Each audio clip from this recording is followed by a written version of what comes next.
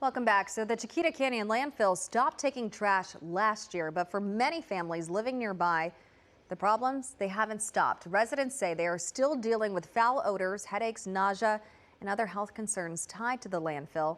Now, new construction work meant to stabilize the site is raising concerns that things are actually getting worse there. Assemblywoman Pilar Schiavo has been meeting with residents and this week actually held a press conference calling for more protections for this community here. We're talking the Valverde Castaic area. So Pilar, thank you so much for being with us this morning. Thank you for having me. All right, just to start off really quick, just for people who aren't familiar with this, what's been going on? We know it's closed, but what's the problem now? So Chiquita Canyon Landfill, just to remind folks, has an underground trash fire that is larger than 110 football fields. It's probably over 100 acres at this point, and it's expected to burn for 20 years. So the residents have been dealing with toxic air, toxic liquid coming out of the landfill. And now, because of that liquid that's created with the fire inside the landfill that's burning and liquefying the trash, the hillsides of the landfill are actually becoming unstable. And so one of them has already moved so much that it completely covered a road that went along the base of that hillside. So they're doing urgently needed construction to secure that hillside, put up a wall, and make sure that it does not slide down into the community, open up the whole landfill, and expose everyone to these toxic gases. The problem is they haven't put in enough measures to protect people, and that's why we called for the press conference the other day, and community members are speaking out. Yeah, so what specifically are you and the community members asking for? So I sent a letter signed on by Supervisor Barger as well, calling on them to do additional measures that the LA County Department of Public Health has been communicating with them about doing. We were able to push them to open a relief center and a conference room in a nearby hotel where people could get away from the chemical air.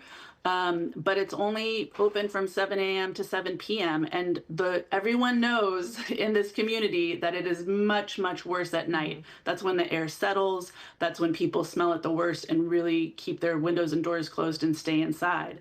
And there's no relief at night. So we asked for hotel rooms. We asked for transportation for people who cannot afford to get there. We asked for better communication because communication has been limited or almost nothing unless you're in the know and you know to go to their website or their Facebook page and check what's going on. And, you know, it's just too little too late. They should have had these things in place when they were starting construction. Instead, people found out about the construction mostly because they started smelling how bad it was and alerting local agencies that something must be going on. And they have been monitoring that with those purple air monitors in the area. They're spread out, so they're definitely able to track those numbers as well as with what they're smelling and what they're feeling. Now, the landfill, they set up a cool space, a cool zone at a nearby hotel, as you mentioned. They also responded to your press conference in a letter. So what did you get in that response and what are they saying they're going to do? The letter said they would do one thing that we have asked, actually two things that we've asked for. One is extending the hours to 9 p.m.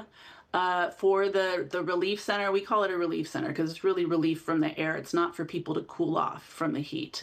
And also, they are going to operate a shuttle. I don't know any of the details of that, how people get to the shuttle, if you have to go to one location and figure out how to get there in the first place. We've found a tradition of making things as difficult as possible by Chiquita Canyon and Waste Connections.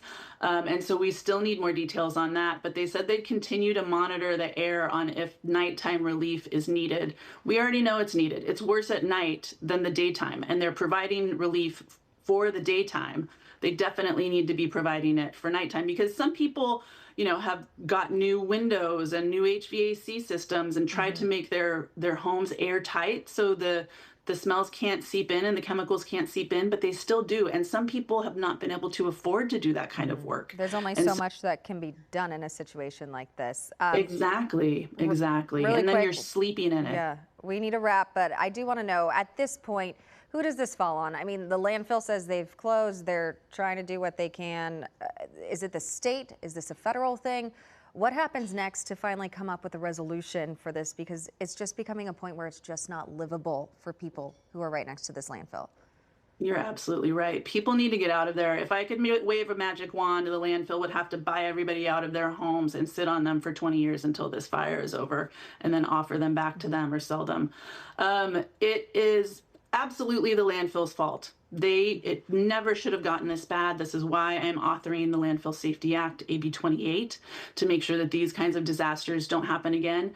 They've had a culture of hot rodding these landfills, allowing them to get to high temperatures and turning the other eye. And it's time that we change that culture and make sure that we protect communities.